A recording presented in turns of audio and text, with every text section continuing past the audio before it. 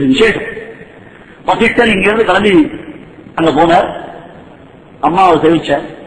அம்மா ஒரு விஞ்ஞாபனம், என்ன சௌக்கியமா இருக்கியாப்பா, அப்பா எப்படி இருக்கார், என்ன விசேஷங்க. அதுதான் இந்த மாதிரி திருமால தியானம் பண்ண ஆசைப்பட்ட, நடக்கல.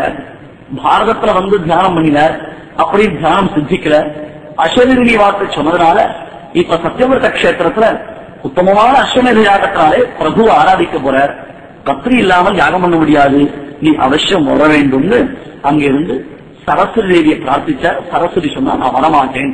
அம்மா அப்படி இருக்கக்கூடாதுமா, பர்த்தாவுக்கும் உனக்கு நடுவில் 1000 விதமான கலகங்கள் இருக்கலாம், ஆனா பகவத் விஷயம் வரைச்ச 2 பேரும் ஒன்னா சேர்ந்து இருக்கும். எத்தனை நாளைக்கு இருக்கும்? பர்த்தாவுக்கும் பத்னிக்கும் இருக்கக்கூடிய சண்டைன்றது ஏதாவது ஒரு வியாஜத்துல சமாதானம் ஆயிடும்.